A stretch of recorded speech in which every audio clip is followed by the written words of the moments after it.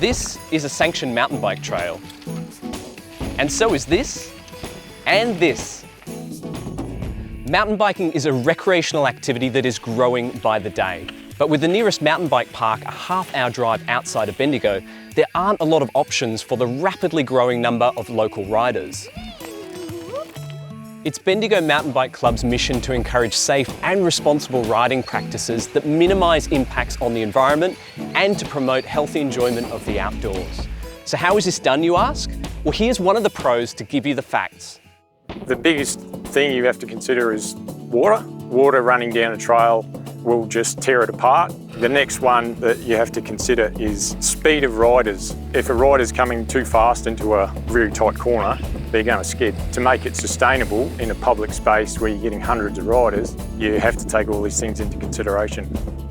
We work with Parks Victoria and DELP and obviously lots of Shire councils as well, and they want environmental management plans on how you can control and minimise the impact to the environment.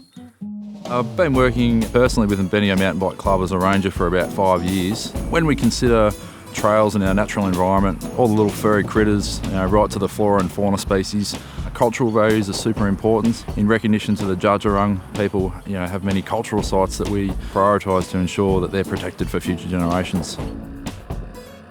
You plan the route so that you're not taking out any big trees wherever possible, and if there's any endangered flora species or something that might be in the area, well then obviously we'll avoid all that. We have to get access tracks planned and then be revegetated on the completion of the trail. Once all that's been signed off, the trail is ground truthed, which you go out in the bush with a GPS and plan where the trail is going to go, mark it all out, then it goes back for more approvals, cultural heritage overlays on it or geotechnical requirements. Once that's done, then vegetation is cleared through the trail corridor. You then can break ground and start cutting the trail, and usually with a machine, but sometimes by hand, depending on the trail. If you love getting out on your mountain bike or you want to get started, we need your help.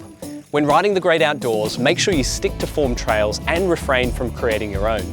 And if you find yourself itching to get your hands dirty, then get in touch with the Bendigo Mountain Bike Club, because we could always use more help maintaining sanctioned trails in the Bendigo region.